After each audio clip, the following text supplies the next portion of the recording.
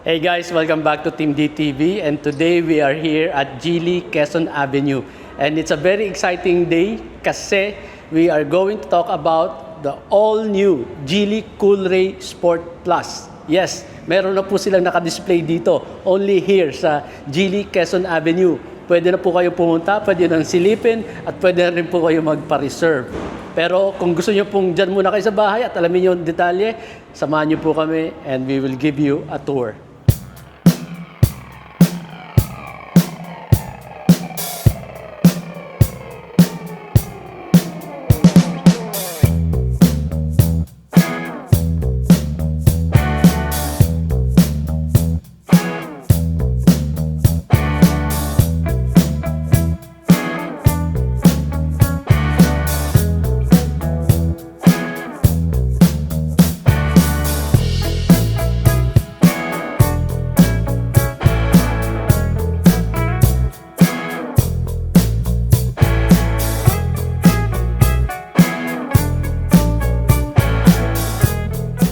Pero bago tayo mag-umpisa, gusto ko po muna pasalamatan ng management and staff ng Geely Quezon Avenue, lalong-lalo na si Janet for arranging this review. Tara, wag natin patagalin, umpisa na natin. Tingnan natin yung front fascia. Grabe, ang gwapo no?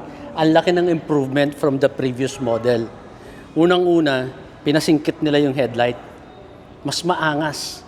Alright? And then, yung front grille, mas malaki na siya, and actually it reminds me of the expensive brand ng Toyota, yung Lexus, di ba? May pagka-Lexus yung design. And somehow meron ding similarity dun sa GAC M ko ba yun or yung M-Zoom. So, LED headlights, may DRL, and ito yung fog light niya. Yung fog light niya, actually akala ko DRL, pero fog light siya. Okay? And then ang ganda ng combination nitong white color with the red accent. Tapos meron pa siya ditong red na I'm not sure kung ano tong red accent dito. Parang AS Sport. Okay? Tapos meron siyang chin with the red accent also. So ayan yung fog light niya. Ang ganda no? Medyo kakaiba. Honestly, ngayon ako nakakita ng fog light na ganyang slim na parang vertical. Typically, yung fog light natin bilog, yung mga bagong models, paliitan sila, palakasan ng liwanag. Ito naman, ginawa ng Geely, slim na pa-vertical. Actually, diagonal pala. Okay, ito naman yung headlight. Ayan. And then, bright, flasher. Ayan. And then, signal light. Ayan. Sa right side. Nice. So right now, merong dalawang variants ng Geely Coolray. Etong dalawang nasa likod ko, this is the Sport Plus. Okay? And then, yung mid variant nila, tinatawag na Premium. Ayun. So this is the Geely Coolray Premium in color gray. Okay? Merong third variant, yung lower spec nila, na dadating pa raw by November. Yun naman yung Comfort. So Sport Plus, ito. And then Premium, ayun, and then parating pa lang yung Comfort. Now, yung available colors, etong dalawa pa lang din. This color is called the porcelain white, and this one is the gray.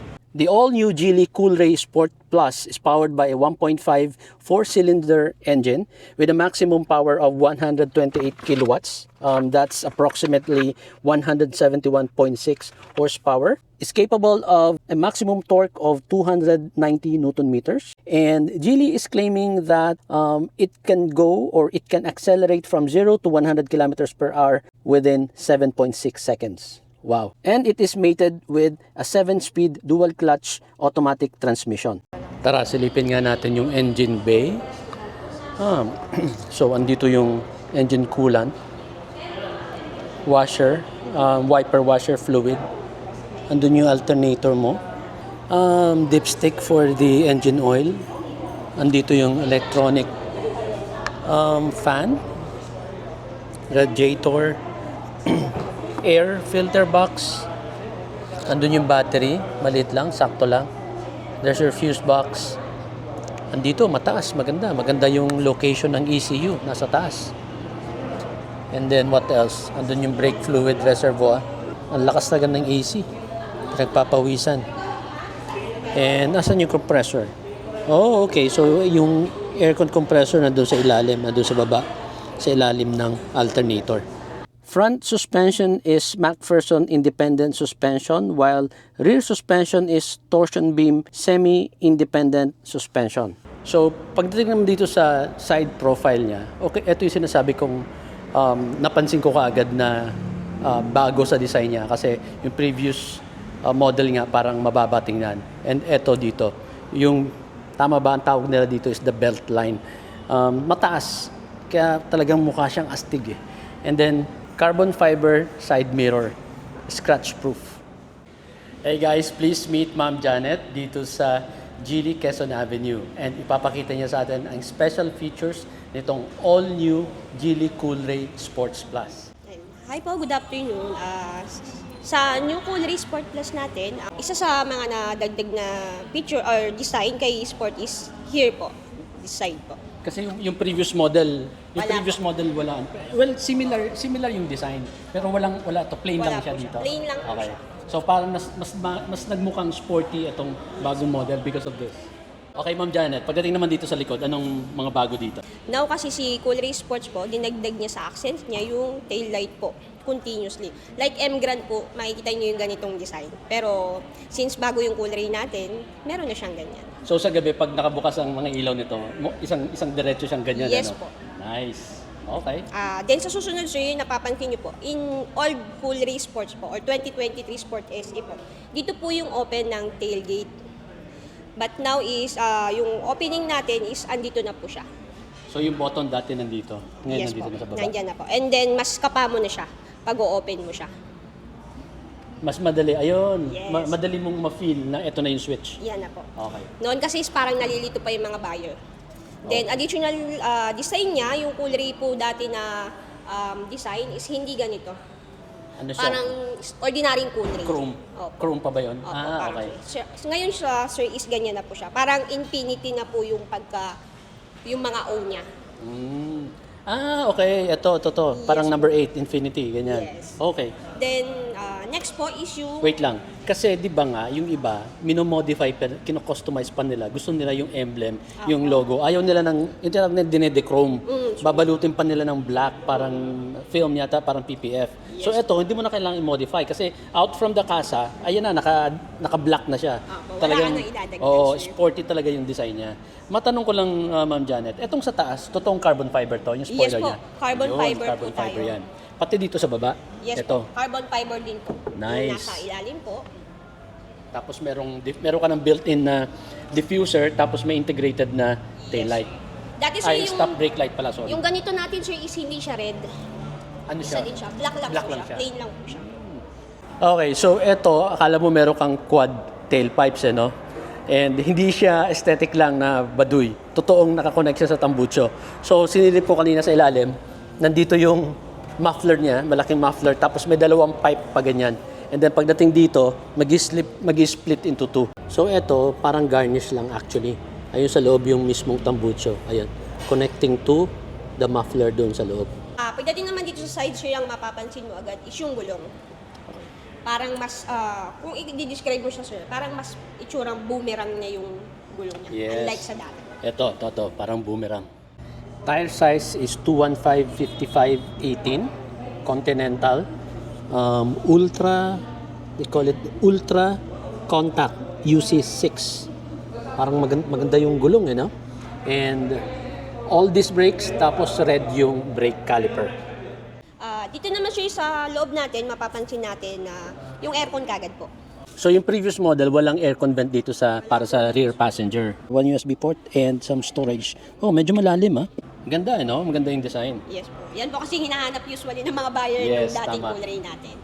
Then sa passenger po, mapapansin niyo po yung dating design po ni Coolray Sports na parang mas pansinin yung red. Ngayon sir, is touch of red na lang po siya. So parang ginawang accent na lang talaga yung red. Yes po. Nabawasan yung red. Okay. Ang ganda ng dashboard, no? Yes, So may nakasulat dito. Actually, naka-engrave na battle. Tapos parang, akala ko stitch, no? Parang akala mo may ganyang stitch, tapos connecting pa siya dito sa stripes dito sa aluminum.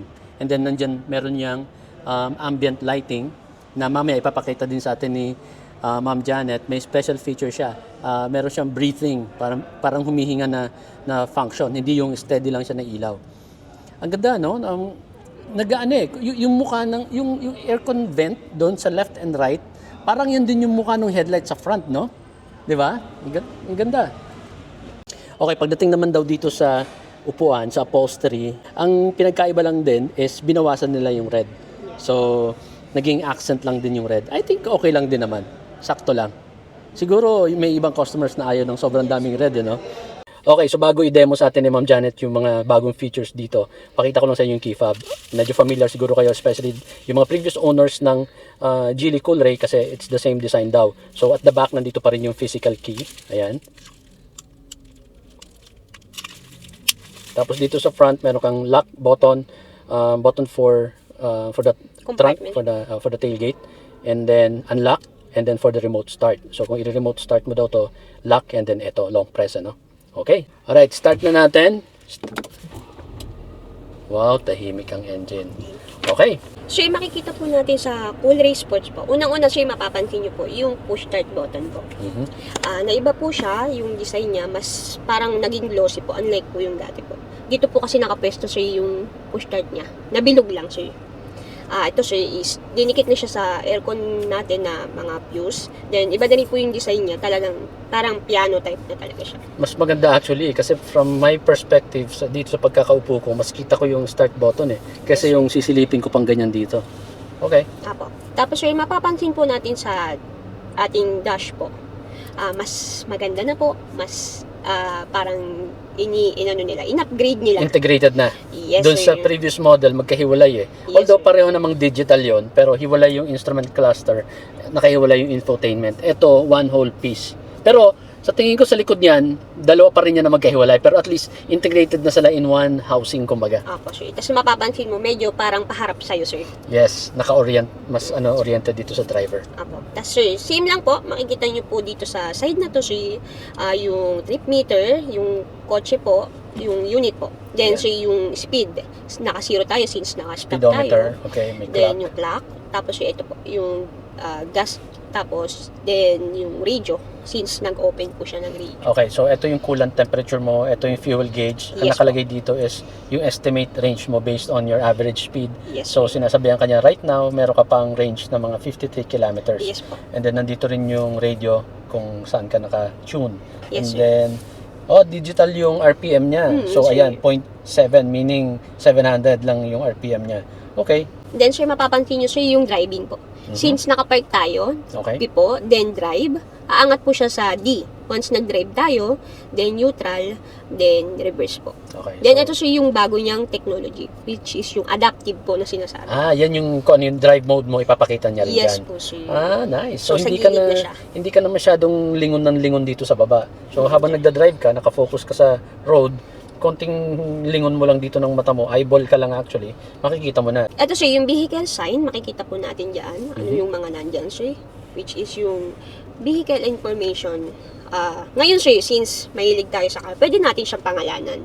Di ba mahilig? Kami may mga pangalan din ng kotse namin Yes, di ba? So, Then sir dito, syempre nakalimutan mo yung plate mo. Una pa lang sir, lagay mo na agad yung plate mo. yes. Then dito sir, makikita mo po yung engine number mo po. So, may VIN number. Okay. Yes, sir. Then, yan po yung information sa vehicle information. Then, vehicle control, sir. Since dati, sir, kung nakapanood kayo, sir, ng Coolray Sport po. Dati, sir, yung auto hold po, nasa button na to. Nandyan Dito. po lahat. Mhm. Pero, sir, andito na po siya ngayon. Ilipat na po lahat sa harapan. Okay. So, in general, guys, ang ginawa, isa sa mga major improvements na ginawa nitong latest model is dati, naalala ko, dun sa previous model, ang daming buttons dito, sunod-sunod. So, nag-clean up sila dito. Ito ngayon, mas mukhang malinis. Tapos, yung ibang functionality, or most of those functionalities na dati nasa physical button, nilipat na nila dito. So, para sa akin lang bago pa pumasok tayo sa details, bago i-discuss natin ni Ma'am Janet, sa akin lang, parang yung logic or yung mindset nung pag-redesign is, binawasan ng clutter dito. Okay? Kasi nga naman, yung ibang functionality, hindi mo naman yung pinipindot madalas. Ang iniwan nila dito, yung mga madalas mong galawin. So, nandyan of course yung electronic parking brake, tapos yung drive mode. The rest, na bihira mo namang gamitin, nilagyan na nila dito. Kasi nga naman, mas malinis. Tira mo ngayon yung center console mo ngayon, mas malinis tingnan. Okay? Sige. So, ito na, sir. Sir, dati po yung auto hold is nandyan sa, yun nga po, nabanggit natin na nandyan po. Ngayon, sir, dito po, enable mo po siya. Tapos, ganun pa rin, sir, as cool ray po, pag hindi po kayo naka-seatbelt parehas ng driver and passenger, hindi po siya ma-active.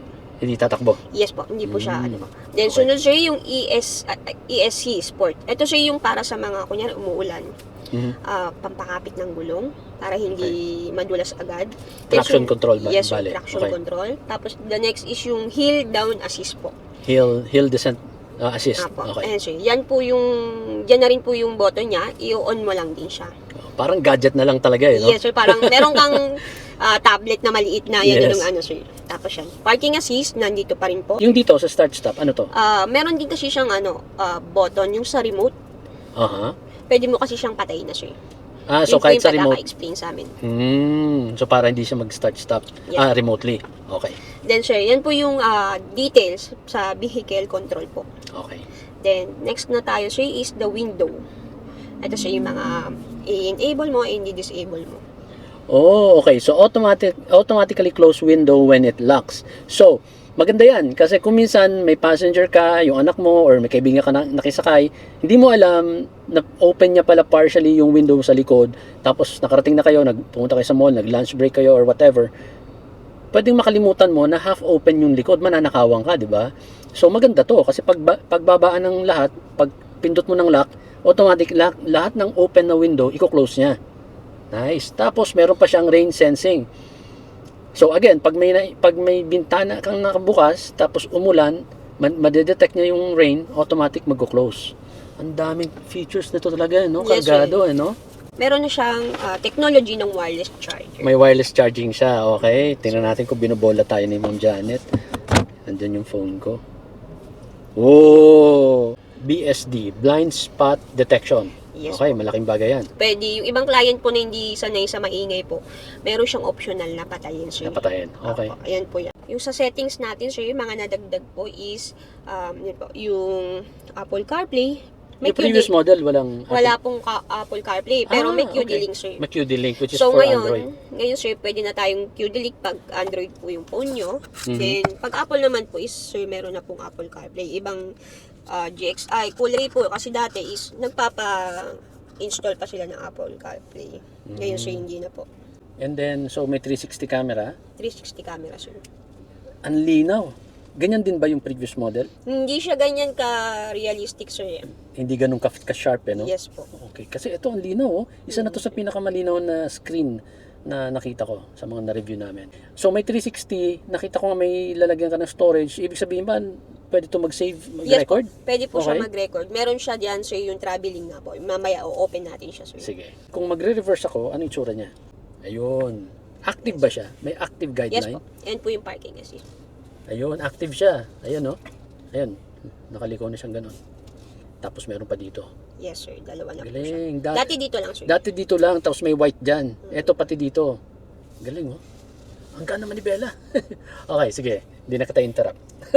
Ano pa? Punta tayo ulit sa main view po. Ito, sir, yung sinasabi ko. Traveling data po. Traveling data. Yes, po. Yan.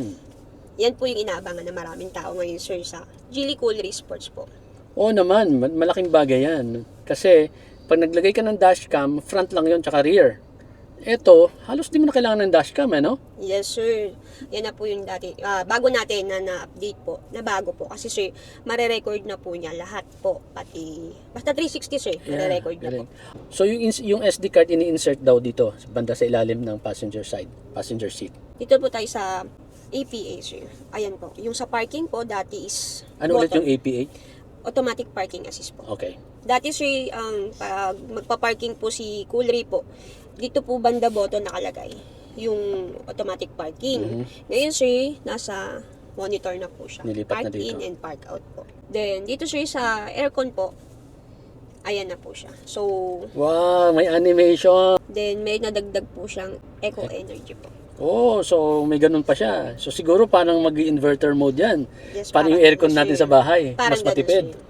Tipid din yan sa gasolina. Then, dati pa rin sir, meron pa rin po tayong ventilated seat. Ventilated seats. Okay. Pero mas kita mo sir yung upuan na ngayon. Tapos dito naman sa center console sa ilalim, ayan, meron siyang parang tunnel. Ayan o, ang luwag. So pwede mong itago dyan yung Louis Vuitton ni Mrs. Pag-usapan naman natin yung details dito sa center console kasi may napapansin ako dito parang natutuwa ako. Para saan to, Ma'am Janet? So, kunyari sir, syempre po ayaw natin ma-dehydrate. So, magbabaon tayo ng medyo malalaking Aqua Plus. So, pwede mo siyang i-adjust sir. Yun. Perfect to sa amin. Isa yan sa mga pinagtatalunan namin family kasi yung mga anak ko mahilig magbitbit ng mga malalaking tumbler, aqua flask, wala. So wala siyang lock dito, no? Basta bubuksan mo lang na Buksan mo gano'n. lang siya sir. Oh, so parang may tunnel pa siya, connecting siya dito. Okay. Okay naman, sakto lang din naman yung space. Mas mukha lang maluwag sir. Unlike before po. Oo, kasi parang continuous maganda oh. So, kung meron kang something na mahaba, pwede mo pa ito actually tanggalin lahat at pwede mong ilagay dito pag ganun diretso. Tapos, mako-cover kasi may space. Ayan, may space siya dito. Tapos, ayan, may red accent pa rin dito at may stitching. Nice. Leather. Plastic. Black piano finish. Aluminum accent. Tapos, meron kang ambient lighting. Nice red leather with stitching, power window controls, side mirror, auto door lock, and then meron ka ditong bottle holder and some storage. This is plastic pero may magandang texture, and then meron ka ditong speakers. Maganda.